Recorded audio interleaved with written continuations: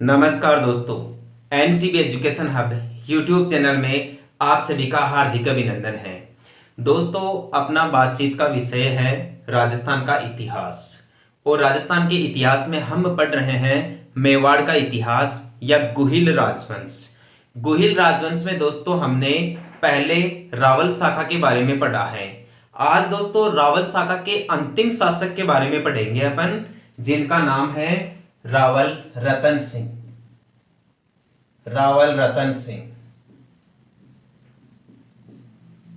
दोस्तों मेवाड़ के इतिहास में महत्वपूर्ण शासक रहे हैं रावल रतन सिंह। सबसे पहले दोस्तों आप रावल रतन सिंह के बारे में परिचय देखिए, यानी जो भी इनके बारे में जानकारी है वो जुटा लीजिए। सबसे पहले तो जैसे यदि आपसे पूछ लिया जाए कि रावल रतन सिंह के पिता का क्या नाम है,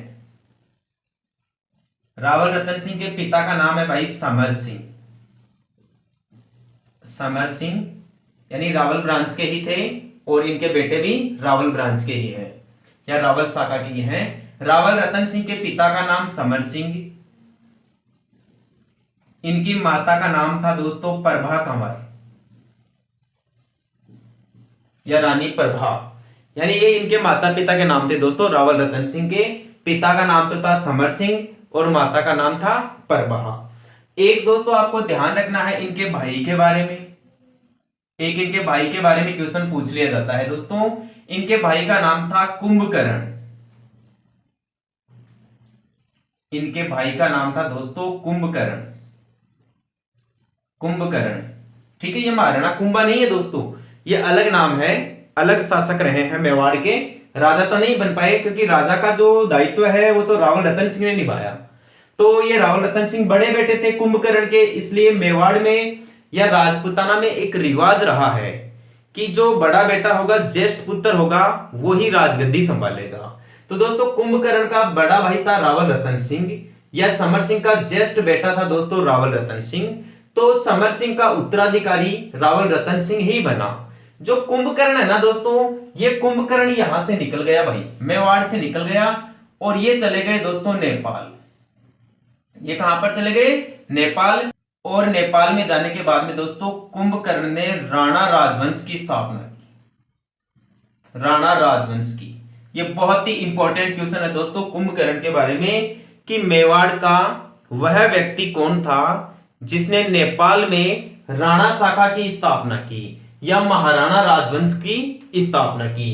तो वह व्यक्ति दोस्तों रावल रतन सिंह का छोटा भाई था। ठीक है दोस्तों, दोबारा देख लीजिए, रावल रतन सिंह के बारे में आज दोस्तों हम अध्ययन कर रहे हैं। रावल रतन सिंह के पिता का नाम समर सिंह, माता का नाम प्रभा, इनके भाई का नाम कुंभकर्ण था। इनके भाई के बारे में एक क्वेश्चन पूछा जाता है कि इनके छोटे भाई कुंभकर्ण मेवाड़ से नेपाल चले जाते हैं और वहां जाकर दोस्तों ये राणा राजवंश की स्थापना करते हैं या गुहिलों की राणा शाखा की स्थापना करते हैं, या शॉर्ट रूप में अपन ये भी कह सकते हैं कि नेपाल में राणा राजवंश की स्थापना करने वाला व्यक्ति कौन था भाई? कुंभकर्ण था। इसकी सबसे बड़ी विशेषता तो देखिए दोस्तों आप, ये रावल शाखा का व्यक्ति था खुद, और खुद रावल शाखा का व्यक्ति होते हुए नेपाल में जाके ये राणा शाखा की स्थापना करता है। तो यहां से दोस्तों क्वेश्चन आने की ज्यादा से ज्यादा संभावना रहती है, इसलिए इस क्वेश्चन का जरूर ध्यान रखिए कि रावल रतन सिंह का छोटा भाई था कुंभकर्ण और ये नेपाल में जाके दोस्तों राणा राजवंश की स्थापना करता है। यहां से आगे देखिए आप, यदि आपसे दोस्तों क्वेश्चन पूछ लिया जाए कि रावल रतन सिंह का कार्यकाल क्या रहा, रावल रतन सिंह का कार्यकाल रहा भाई 1302 से लेकर 1303 ईस्वी तक। बस इतना सा ये छोटा सा कालक्रम रहा है इनका। रावल रतन सिंह ने मेवाड़ में 1302 से लेकर 1303 ईस्वी तक शासन किया भाई। ठीक है, ठीक है, आगे देखें। रावल रतन सिंह की पत्नी या इनकी रानी, रावल रतन सिंह की पत्नी या इनकी रानी, इनका नाम था दोस्तों पद्मिनी। पद्मिनी या इसी को पद्मावती भी कहा जाता है। रावल रतन सिंह की रानी का नाम पद्मिनी या पद्मावती था। ठीक है दोस्तों, सबसे पहले मैं आपको रावल रतन सिंह या मेवाड़ के जो प्रमुख पात्र है दोस्तों या जो प्रमुख चरित्र है उनके बारे में जानकारी करवा देता हूं। फिर उसके बाद में पढ़ेंगे दोस्तों अपन की रावल रतन सिंह के शासन काल में जो सबसे प्रमुख घटना थी वो क्या हुई भाई। ठीक है। अब रावल रतन सिंह के पिता समर सिंह, माता प्रभा, भाई कुंभकर्ण, इनकी पत्नी या रानी का नाम पद्मिनी। अब पद्मिनी के बारे में भी ध्यान रखिए दोस्तों, यदि आपसे क्वेश्चन पूछ ले कि रानी पद्मिनी के पिता का नाम बताइए भाई, रानी पद्मिनी के पिता का नाम था गंधर्व सेन। रानी पद्मिनी के पिता क्या नाम था भाई? गंधर्व सेन। आपसे क्वेश्चन पूछ ले जाए रानी पद्मिनी की माता का नाम बताइए भाई, रानी पद्मिनी की माता का नाम था दोस्तों चंपावती। रानी पद्मिनी की माता क्या नाम था? चंपावती। पिता का क्या नाम था? गंधर्व सेन। और दोस्तों इसके बारे में पूछ लिया जाता है कहां की रहने वाली थी, स्थान यानी कहां की राजकुमारी थी पद्मिनी। दोस्तों ये सिंगल द्वीप की राजकुमारी थी। सिंगल द्वीप, प्राचीन समय में श्रीलंका को ही सिंगल द्वीप के नाम से जाना जाता था, या श्रीलंका को दोस्तों सिलोन द्वीप के नाम से भी जाना जाता था। तो ध्यान रखें, सिंगल द्वीप को ही सिलोन द्वीप कहा जाता है और इन दोनों द्वीपों को वर्तमान में श्रीलंका के नाम से जाना जाता है। तो पद्मिनी दोस्तों सिंगल द्वीप या श्रीलंका की रहने वाली थी। माता का नाम चंपावती, पिता का नाम गंधर्व सेन। दोस्तों यहां पर एक पढ़ेंगे अपन इनके चाचा के बारे में। इनके चाचा का नाम था भाई गोरा। इनके चाचा क्या नाम था? गोरा। और एक पढ़ेंगे दोस्तों पद्मिनी के भाई के बारे में, जिसका नाम था बादल। पद्मिनी के भाई का क्या नाम था भाई? बादल। देखिए दोबारा, इस जो आज की वीडियो क्लास है इसमें दोस्तों ये प्रमुख पात्र रहेंगे। रावल रतन सिंह के बारे में पढ़ रहे हैं। 1302 से लेकर 1303 ईस्वी तक इनका शासनकाल रहा है।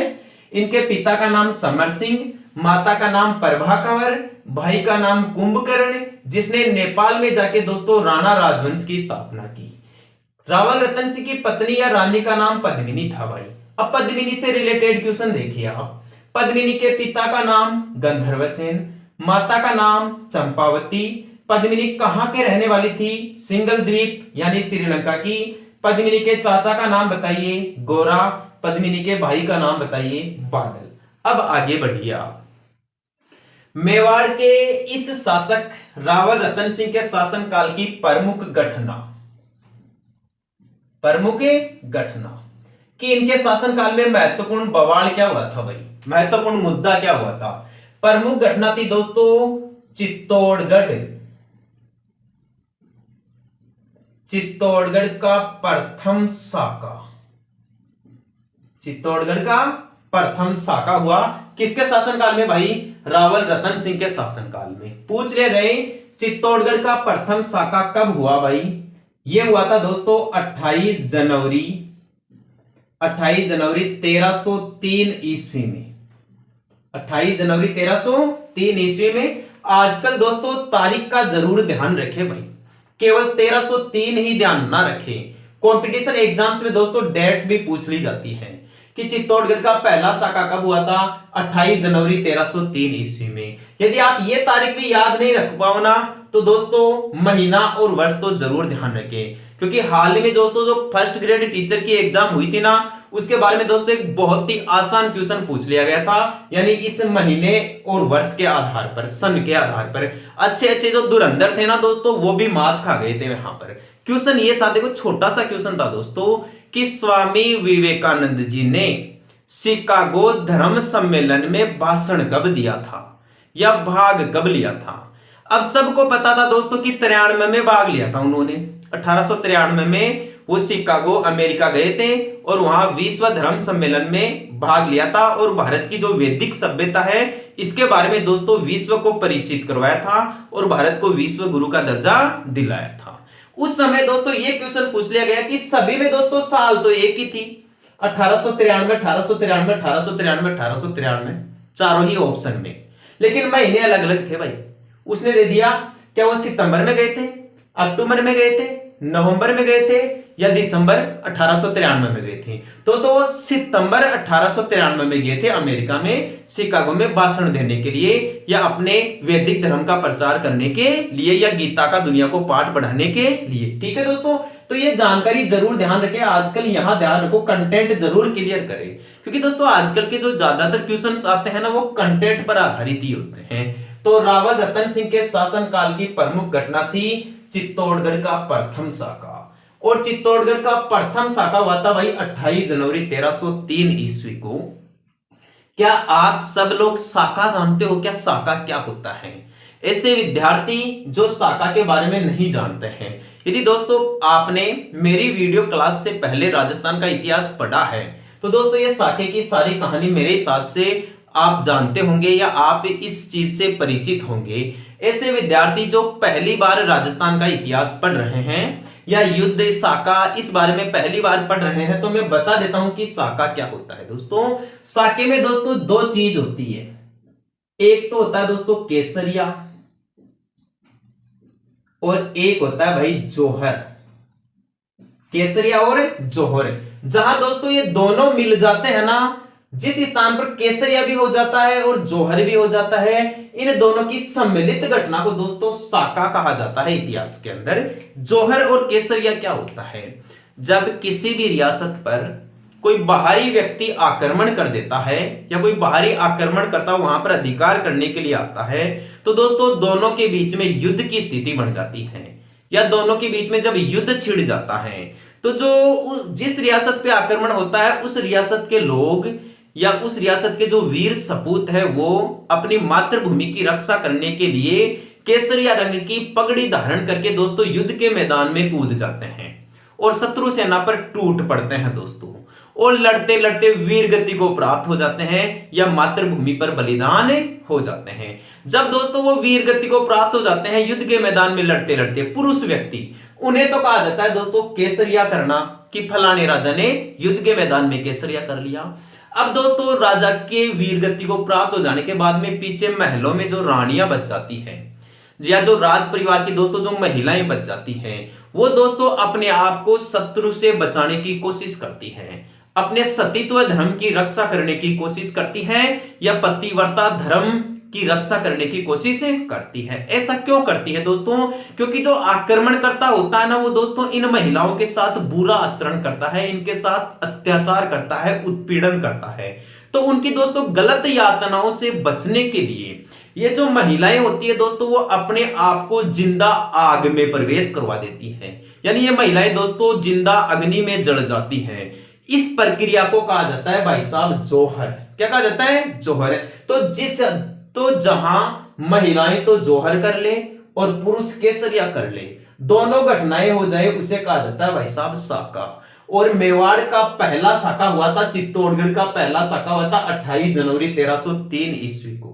इस समय दोस्तों ये जो केसरिया की प्रक्रिया है ये तो निभाई थी किसने? रावल रतन सिंह और इसके जो साथी मेवाड़ के वीर सपूत थे उन्होंने निभाई। और दोस्तों जो जौहर की प्रक्रिया निभाई गई वो पद्मिनी के नेतृत्व में हजारों महिलाओं ने निभाई गई, लगभग 1500 महिलाओं ने निभाई गई। देखिए दोस्तों हुआ क्या था, किस प्रकार से हुआ चित्तौड़गढ़ का शाखा। इतिहासकार ऐसे बताते हैं कि चित्तौड़गढ़ के शाखे का प्रमुख कारण भाई साहब पद्मिनी ही बनी थी। प्रमुख कारण क्या बनी थी? पद्मिनी। तुम्हें बता दूं मैं, आक्रमणकर्ता कौन था मेवाड़ पर? मेवाड़ पर दोस्तों जो आक्रमण करता था उसका नाम था दोस्तों अलाउद्दीन खिलजी। अलाउद्दीन खिलजी। और दोस्तों ये अलाउद्दीन खिलजी दिल्ली का सुल्तान था। ठीक है, अलाउद्दीन खिलजी दोस्तों दिल्ली का सुल्तान बना था 1296 ईस्वी में और ये 1316 ईस्वी तक दोस्तों दिल्ली का शासक रहा। ठीक है, भारत में सबसे पहले बाजार प्रणाली की शुरुआत अलाउद्दीन खिलजी के द्वारा ही की गई थी। 1296 ईस्वी में अपने चाचा जलालुद्दीन खिलजी की हत्या करके राजा बना था भाई अलाउद्दीन खिलजी, या दिल्ली की राजगद्दी पर बैठा था। 1316 ईस्वी में इसकी मृत्यु हो जाती है। ठीक है, अब यहां देखें दोस्तों अलाउद्दीन खिलजी ने भाई इस मेवाड़ पे आक्रमण क्यों किया। मेवाड़ के बारे में देखें सबसे पहले तो यहां मानचित्र में देखें आप, जैसे मान लीजिए दोस्तों ये अपना राजस्थान है। ठीक है, ये अपना राजस्थान है भाई, अपना राजस्थान बहुत प्यारा राजस्थान है भाई, भारत का सबसे बड़ा राज्य है ये क्षेत्रफल की दृष्टि से राजस्थान। राजस्थान में दोस्तों यहां थी मेवाड़ रियासत। मेवाड़ रियासत, ठीक है, ये मेवाड़ है आपकी। और इस मेवाड़ रियासत का प्रमुख ठिकाना या सत्ता का प्रमुख केंद्र था भाई साहब चित्तौड़गढ़ दुर्ग। क्या था भाई? चित्तौड़गढ़ दुर्ग। और इस चित्तौड़गढ़ दुर्ग पर शासन कर रहा था दोस्तों रावल रतन सिंह और इसकी रानी थी पद्मिनी। ठीक है, अब अलाउद्दीन खिलजी यहां का शासक था भाई दिल्ली का, यहां का। दिल्ली का सुल्तान था दोस्तों अलाउद्दीन खिलजी। ठीक है, यहां दिल्ली का सुल्तान था भाई साहब अलाउद्दीन खिलजी। अलाउद्दीन खिलजी, इस अलाउद्दीन खिलजी ने भाई इस मेवाड़ पे आक्रमण क्यों किया, यहां अटैक करने का कारण क्या था भाई, प्रमुख कारण क्या था? इसके कई कारण बताते हैं दोस्तों, इतिहासकार अलग अलग कारण बताते हैं। जैसे सबसे पहला कारण है दोस्तों मेवाड़ का बढ़ता प्रभाव। मेवाड़ का बढ़ता प्रभाव यानी अलाउद्दीन खिलजी के सामने दोस्तों ये चुनौती बन गई थी। मेवाड़ अपनी शक्ति का प्रसार कर रहा था दोस्तों, मेवाड़ का प्रभाव बढ़ रहा था। तो दोस्तों ये अलाउद्दीन खिलजी के सामने चुनौती बन गई थी, मतलब अलाउद्दीन खिलजी को दोस्तों ये शत्रुता महसूस करवाने लगा मेवाड़। अलाउद्दीन खिलजी को इस बात का डर होने लगा कि यदि मेवाड़ की शक्ति ऐसे ही बढ़ती रही तो वो आसपास के क्षेत्र में खुद शासन करने लग जाएगी और एक ना एक दिन दिल्ली को भी अपने अधिकार में ले लेगी। एक तो ये कारण था। दूसरा कारण था दोस्तों अलाउद्दीन खिलजी की दोस्तों साम्राज्यवादी नीति, या अपन कह सकते हैं अलाउद्दीन खिलजी का महत्वाकांक्षी होना। अलाउद्दीन खिलजी का या तो महत्वाकांक्षी होना या साम्राज्यवादी विस्तार होना। अलाउद्दीन खिलजी दोस्तों अपने साम्राज्य को फैलाना चाहता था, जितना हो सके इतना अपने साम्राज्य को बढ़ाओ, जितने भी क्षेत्र है उनको अधीनता स्वीकार करवाओ और अपने अधीन लेकर आओ। आगे बात समझ में, यह नीति किसकी थी दोस्तों? अलाउद्दीन खिलजी की। जैसे वर्तमान समय में चाइना कर रहा है, चाइना दोस्तों अपने पैर फैला रहा है और आसपास में जितने भी क्षेत्र होते हैं उनको अपने अधिकार में लेने की कोशिश करता है। ऐसे ही दोस्तों ये अलाउद्दीन खिलजी था, इसको कोई भी कमजोर राज्य दिखता था वहां आक्रमण कर देता था, उसको अपने अधीन ले लेता था, वहां से कर वसूलने का काम करने लग जाता था। तो दोस्तों एक इसकी साम्राज्यवादी नीति भी थी कि अलाउद्दीन खिलजी इस मेवाड़ रियासत को अधीन करना चाहता था, अपने नीचे या अपने अंडर लाना चाहता था। तीसरा प्रमुख कारण था दोस्तों मेवाड़ का सामरिक महत्व रहना। मेवाड़ का सामरिक महत्व का होना, या दोस्तों अपन ये कह सकते हैं कि इसका व्यापारिक महत्व होना। मेवाड़ का सामरिक महत्व होना या व्यापारिक महत्व होना। सामरिक या व्यापारिक महत्व से क्या मतलब है? इससे मतलब यह है दोस्तों कि यह युद्ध की दृष्टि से बहुत ही दोस्तों अनुकूल क्षेत्र था अपना यह राजस्थान। जैसे राजस्थान के दक्षिण में दोस्तों यहां एक साइड तो पड़ता था गुजरात वाला एरिया, ठीक है, और एक साइड में पड़ता था दोस्तों मालवा वाला एरिया यानी मध्य प्रदेश वाला। तो इस गुजरात और मालवा पर नियंत्रण दोस्तों यहां चित्तौड़गढ़ किले से आसानी से रख सकता था कौन भाई? अलाउद्दीन खिलजी। यानी अलाउद्दीन खिलजी तो दिल्ली में बैठता था, वो अपनी एक कठपुतली सरकार यहां चित्तौड़गढ़ दुर्ग में बिठा देता था, यहां सैनिक तैनात कर देता था और उनके माध्यम से इस क्षेत्र पर तो दोस्तों शासन करता ही करता, इसके साथ साथ ये गुजरात और मालवा के ऊपर भी शासन कर सकता था। तो इस प्रकार दोस्तों इसका मतलब कि सामरिक महत्व ज्यादा था। व्यापारिक महत्व का मतलब ये दोस्तों इन क्षेत्रों से ये आसानी से व्यापार कर सकता था, इसको व्यापारिक केंद्र बना सकता था, बीच वाला ठिकाना बना सकता था। जैसे यहां से करों की वसूली करना, यहां पर एकत्रित करना, फिर यहां से दिल्ली पहुंचा देना। ठीक है, ये किसका काम था भाई? ये भी एक महत्वपूर्ण काम था चित्तौड़गढ़ किले का या मेवाड़ रियासत को अलाउद्दीन खिलजी अपने अधीन लेने का, ये भी कारण बन सकता है। चौथा दोस्तों जो सबसे बड़ा कारण है वो था दोस्तों रानी पद्मिनी। रानी पद्मिनी ये सबसे ज्यादा प्रभावशाली कारण माना जाता है भाई। अलाउद्दीन खिलजी का चित्तौड़गढ़ दुर्ग पर आक्रमण करने का जो सबसे प्रभावशाली कारण माना जाता है वह माना जाता है दोस्तों रानी पद्मिनी की सुंदरता को लेकर। रानी पद्मिनी दोस्तों अत्यधिक सुंदर थी और इसको अपनी रानी बनाना चाहता था भाई अलाउद्दीन खिलजी। कौन बनाना चाहता था? अलाउद्दीन खिलजी। और दोस्तों ना तो रानी पद्मिनी इसकी रानी बनना चाहती थी और ना ही दोस्तों ऐसा रावल रतन सिंह चाहता था कि मेरी रानी किसी दूसरे की रानी बने या दूसरी की पत्नी बने। तो दोस्तों इस बात का इस अलाउद्दीन खिलजी को पता कैसे चला कि भाई पद्मिनी इतनी सुंदर है? देखो दोस्तों कहानी अपन थोड़ी प्राचीन समय की लेकर जाते हैं, उस समय की जब रावल रतन सिंह और पद्मिनी का विवाह हुआ भी नहीं था, उस समय की चर्चा करते हैं दोस्तों। जैसे उदाहरण के लिए मैं आपको बता दूं, यहां छोटा सा दोस्तों आपको मानचित्र बना के समझाता हूं मैं। जैसे मान लीजिए ये अपना प्रायद्वीपीय भारत है भाई यहां, ठीक है, यहां पर है दोस्तों ये आपका सिंगल द्वीप यानी श्रीलंका, और यहां पर मान लीजिए दोस्तों ये अपना राजस्थान है भाई, ठीक है, ये अपना राजस्थान है, ठीक है। इस राजस्थान में मेवाड़ रियासत के थे तो भाई रावल रतन सिंह और यहां इस श्रीलंका की थी भाई साहब पद्मिनी। श्रीलंकाई कौन थी? पद्मिनी, यहां की रहने वाली थी भाई साहब। अब रावल रतन सिंह और पद्मिनी की मुलाकात कैसे हुई? सबसे पहली बात तो ये देखिए आप, अपने प्राचीन समय में दोस्तों एक बहुत ही प्रसिद्ध तोता हुआ करता था। उसका नाम था दोस्तों गागरोनी तोता। और ये तोता दोस्तों आज भी पाया जाता है राजस्थान के झालावाड़ जिले में, जहां गागरोनगढ़ क्षेत्र है ना दोस्तों। गागरोनगढ़ एक जल दुर्ग भी है जो आहू और काली सिंध नदी के संगम स्थल पर बना हुआ है भाई, गागरोनगढ़ झालावाड़ में। तो उस गागरोनगढ़ अभ्यारण्य में दोस्तों एक तोता पाया जाता है जिसका नाम है गागरोनी तोता, जिसे टुईया तोता भी कहते हैं या हिंदुओं का आकाश लोचन भी कहा जाता है। कौन से तोते को भाई? गागरोनी तोते को। गागरोनी तोते की सबसे बड़ी विशेषता यह है कि यह मानव की तरह हूबहू बोलता है। जिस तरीके से दोस्तों दो व्यक्ति आपस में बातचीत करते हैं ना या भाषा का प्रयोग करते हैं ना, वैसे ही दोस्तों ये गागरोनी तोता भी आसानी से व्यक्ति के साथ भाषा का संप्रेषण कर सकता है, भाषा के माध्यम से आपस में विचारों का आदान प्रदान कर सकता है। तो एक बार दोस्तों क्या हुआ, ये जो रावल रतन सिंह था ये अपने पास एक गागरोनी तोता लेकर आया था खरीद कर।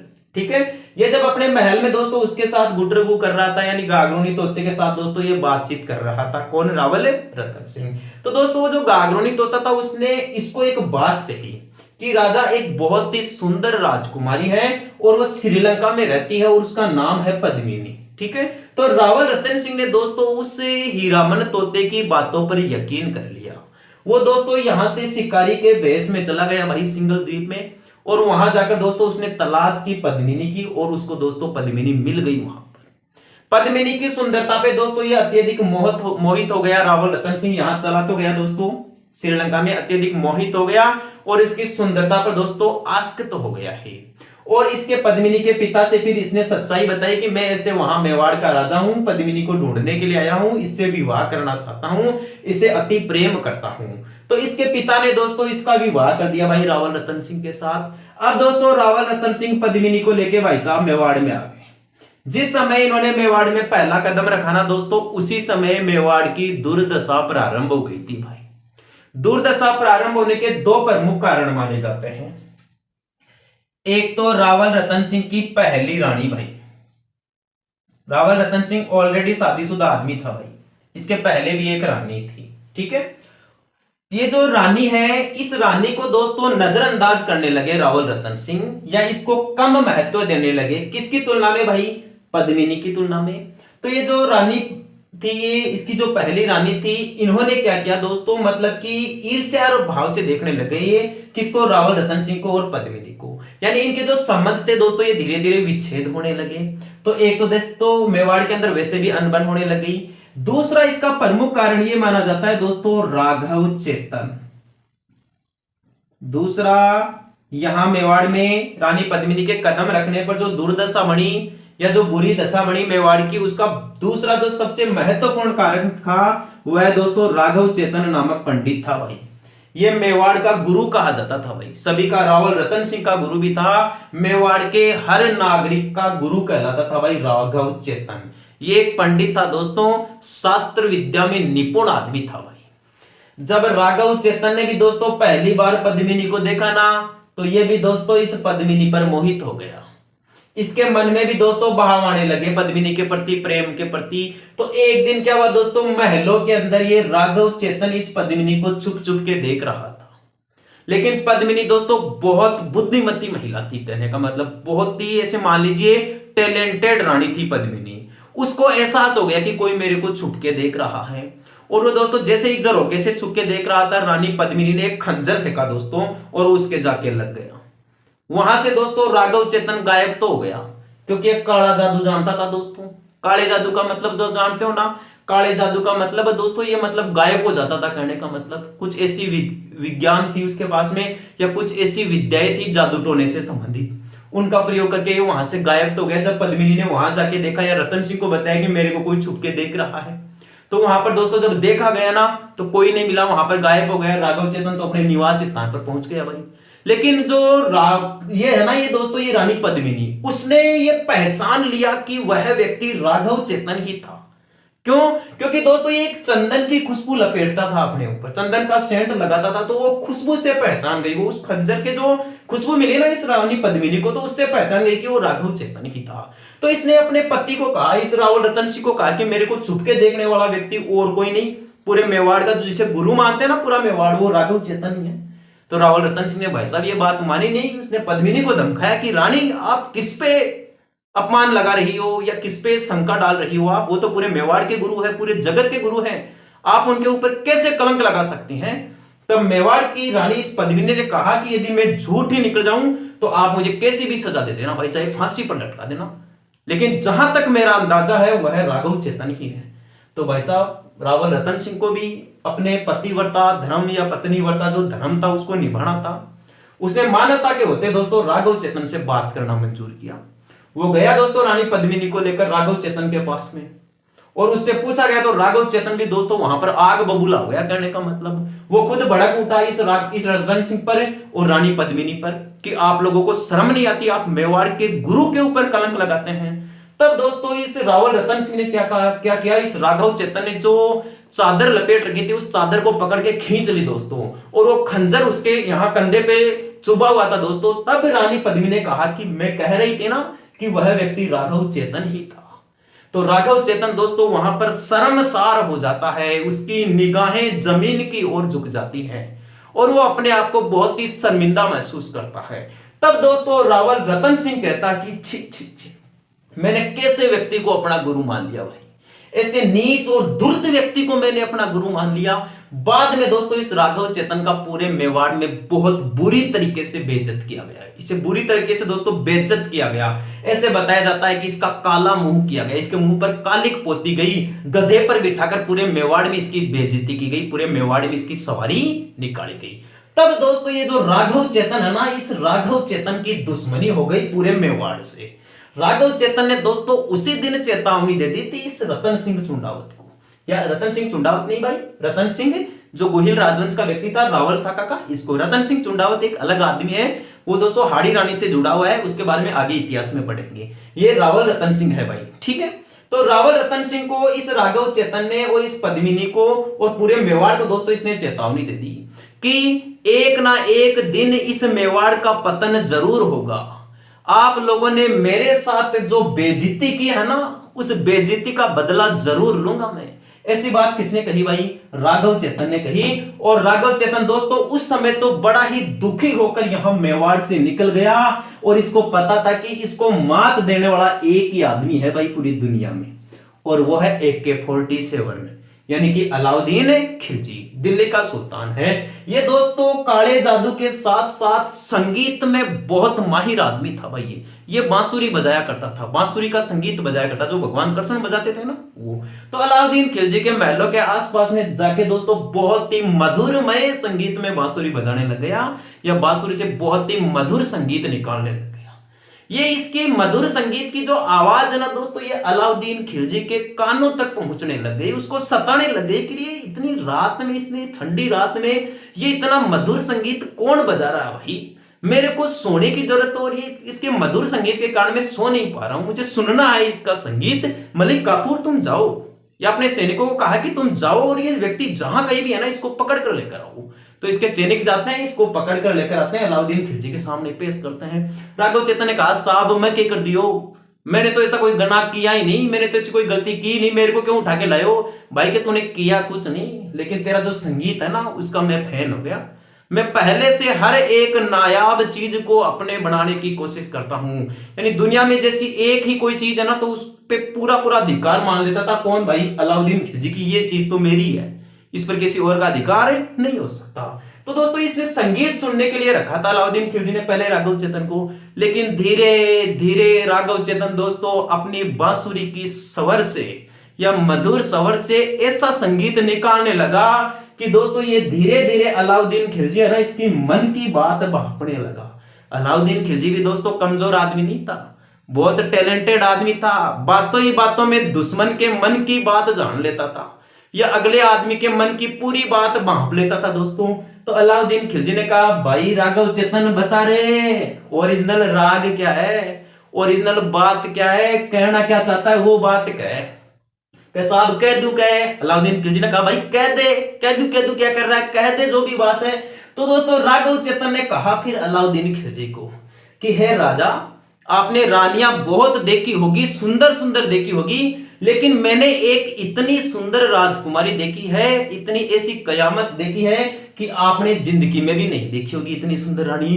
तो अलाउद्दीन खिलजी ने एक बार तो दोस्तों इसके ऊपर भरोसा किया नहीं, लेकिन फिर भी धीरे धीरे अलाउद्दीन खिलजी दोस्तों रुचि लेने लगा और उसने कहा कि भाई बता कितनी सुंदर है। तो राघव चेतन ने कहा महाराज इतनी सुंदर है कि जब वो पानी पिए ना तो उसके गले से पानी नीचे उतरता हुआ दिखाई देने लग जाएगा आपको। अलाउद्दीन खिलजी ने कहा ऐसी बात है, इतनी सुंदर रानी हो ही नहीं सकती, कि चलो हमारे साथ आन दिखा दूं मैं, और यदि अति सुंदर नहीं बना तो या मान लीजिए थे दोस्तों, तो अलाउद्दीन खिलजी थे तो हमारी गर्दन काट दीजिए। ये बात किसने कही भाई? राघव चेतन ने कही। तो अलाउद्दीन खिलजी ने कहा भाई बंदा अपनी जान देने के लिए तैयार है, इसका मतलब कुछ ना कुछ तो बात है भाई। तो अलाउद्दीन खिलजी दोस्तों राघव चेतन की बात मान के आ जाता है वही मेवाड़ में। कहां आ जाता है? मेवाड़ में। सबसे पहले तो पत्र भेजता है ये मेवाड़ में रावल रतन सिंह के पास में कि भाई मुझे तेरी रानी को देखना है।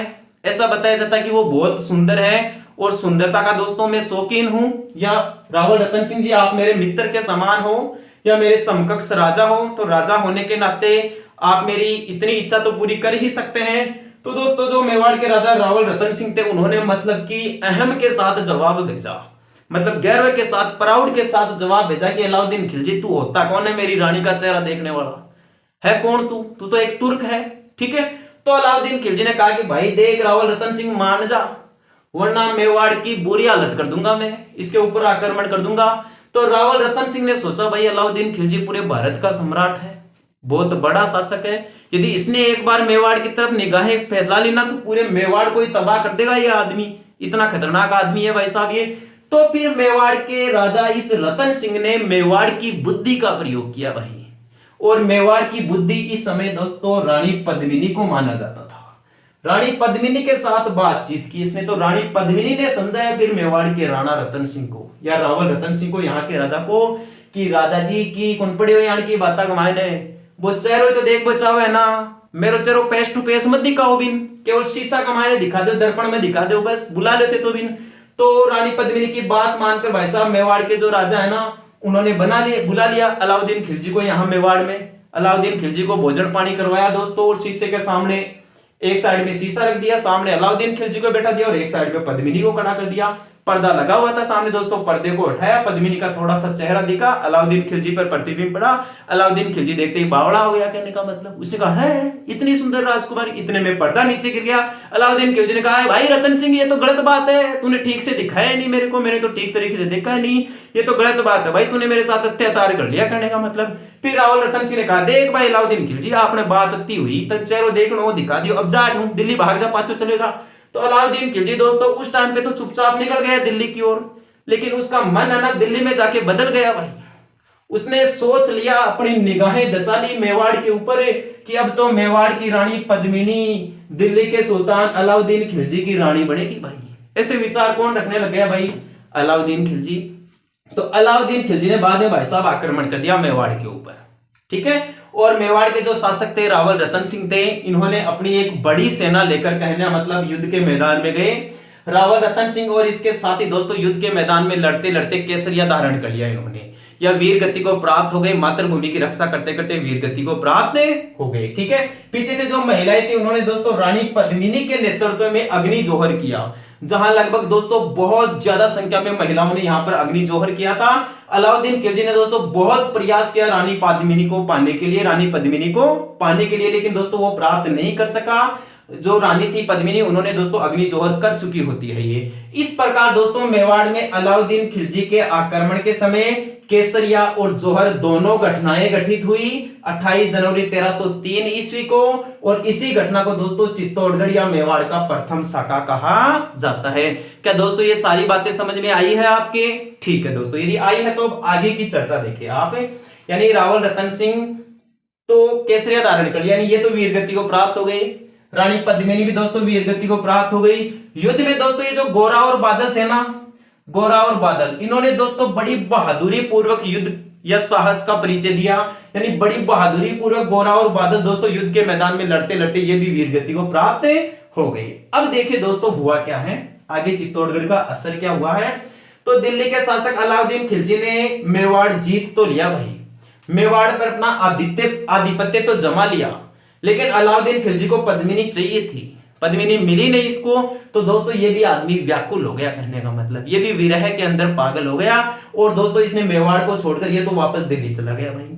लेकिन मेवाड़ में दोस्तों ये अपने बेटे को सौंप गया, यानी मेवाड़ पर दोस्तों इसके बेटे खिज्जर खां का शासन हो गया भाई। अब खिज्जर खां को सौंप दिया अलाउद्दीन खिलजी ने मेवाड़ को, और इसीलिए दोस्तों खिज्जर खां के नाम पर इस मेवाड़ या चित्तौड़गढ़ दुर्ग का नाम भी परिवर्तन कर दिया गया, और इसका नाम रखा गया भाई खिजराबाद।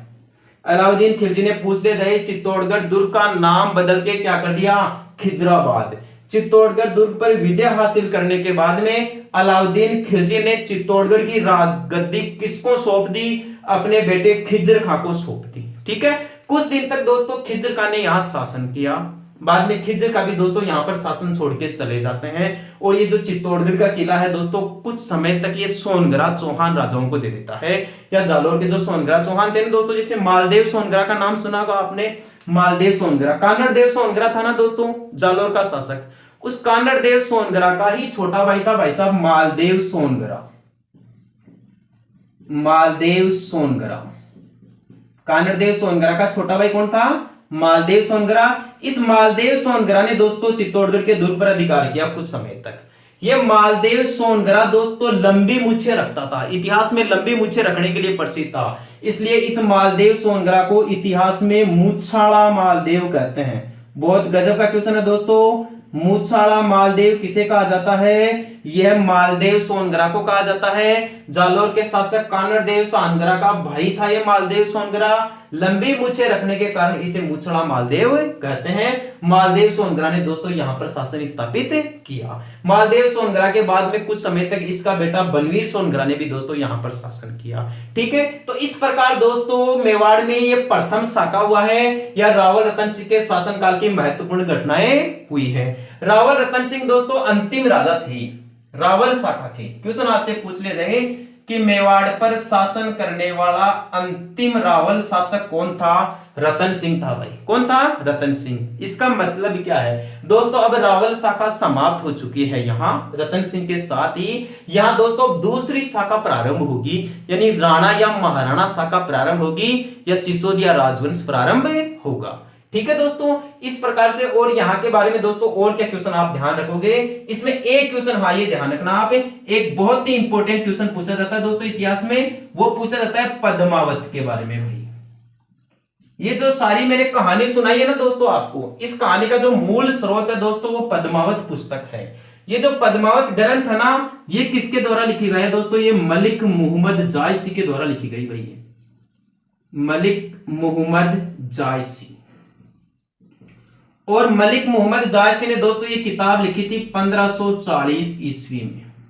कब लिखी थी भाई, 1540 ईस्वी में। एक क्वेश्चन ये भी पूछा जाता है दोस्तों, ये कौन सी भाषा में लिखी गई, यह दोस्तों अवधी भाषा में लिखी गई। बहुत ही इंपॉर्टेंट क्वेश्चन है ये, दोबारा देखिए। ये रावल रतन सिंह और पद्मिनी की सुंदरता, अलाउद्दीन खिलजी के साथ हुए आक्रमण या विवाद के बारे में जो सारी जानकारी है, ये मलिक मुहम्मद जायसी के द्वारा लिखी गई। मलिक मुहम्मद जायसी ने ये सारी किताब दोस्तों एक पद्मावत नामक किताब पर लिखी है, और इस किताब का दोस्तों इसने प्रकाशन किया था 1540 ईस्वी में, या मलिक मुहम्मद जायसी ने ये किताब 1540 ईस्वी में लिखी थी, और दोस्तों ये अवधी भाषा में लिखी गई थी भाई। कौन सी भाषा में लिखी गई थी, अवधी भाषा में। लेकिन दोस्तों ज्यादातर जो इतिहासकार हैं वो इस मलिक मुहम्मद जायसी की किताब जो ये पद्मावत है ना दोस्तों, इस पद्मावत को ज्यादा सत्य नहीं मानते हैं। इसमें ऐसा बताया जाता है कि इसमें कल्पनाओं के भंडार ज्यादा भर दिए गए हैं, इसलिए इसमें सार्थकता कम है। ठीक है, ये बात तो दोस्तों अपन जब पढ़ते हैं इसको, जैसे इसे बढ़ा चढ़ा के बताया गया है, तो इसको देखने पर ही पता चल जाता है कि भाई इसमें ज्यादा कल्पनाओं का सहारा लिया गया है। तो इस प्रकार दोस्तों मैंने आपको आज मेवाड़ में रावल रतन सिंह और पद्मिनी के बारे में संपूर्ण जानकारी पढ़ाई है। ठीक है दोस्तों, एक बार आप इसका शॉर्टकट रिवीजन देख लीजिए कि इसमें से और क्या क्या क्वेश्चंस पूछे जा सकते हैं। 2 मिनट लगेगी दोस्तों, 2 मिनट में पूरा रिवीजन करवा दूंगा मैं आपको, सारे कंसेप्ट दोबारा क्लियर हो जाएंगे। देख लीजिए, आज हम पढ़ रहे हैं रावल रतन सिंह के बारे में। रावल रतन सिंह दोस्तों रावल शाखा का अंतिम राजा था। रावल रतन सिंह ने 1302 से लेकर 1303 ईस्वी तक चित्तौड़गढ़ पर शासन किया या मेवाड़ पर शासन किया। रावल रतन सिंह के पिता का नाम दोस्तों समर सिंह था, माता का नाम प्रभा कंवर, इसके भाई का नाम दोस्तों कुंभकर्ण था। कुंभकर्ण दोस्तों नेपाल चला जाता है मेवाड़ छोड़कर, और नेपाल में जाके दोस्तों ये राणा राजवंश की स्थापना करता है या गुहिलों की राणा शाखा की स्थापना करता है, जबकि ये होता है रावल शाखा का व्यक्ति। इस रावल रतन सिंह की पत्नी या रानी का नाम था दोस्तों पद्मिनी या पद्मावती। पद्मिनी के पिता का नाम गंधर्व सेन, माता का नाम चंपावती, और ये पद्मिनी दोस्तों सिंगल द्वीप श्रीलंका की रहने वाली थी। पद्मिनी के चाचा का नाम गोरा था और इसके भाई का नाम बादल था। ये दोनों दोस्तों चित्तौड़गढ़ के पहले शाखा में चित्तौड़गढ़ की तरफ से बड़ी ही बहादुरी पूर्वक लड़ते हुए वीर गति को प्राप्त हो जाते हैं। रावल रतन सिंह के शासनकाल की प्रमुख घटना थी दोस्तों चित्तौड़गढ़ का प्रथम शाखा। शाखा होता है जहां केसरिया भी हो जाए और जौहर भी हो जाए, दोनों घटनाएं हो जाती है, उसे शाखा कहते हैं। चित्तौड़गढ़ या मेवाड़ का पहला शाखा 28 जनवरी 1303 ईस्वी को हुआ। ठीक है, चित्तौड़गढ़ में आक्रमणकर्ता कौन था? अलाउद्दीन खिलजी था। अलाउद्दीन खिलजी 1296 ईस्वी से लेकर 1316 ईस्वी तक दिल्ली की राजगद्दी पर बैठा, यानी उसने वहां पर खिलजी वंश का शासक बनाए।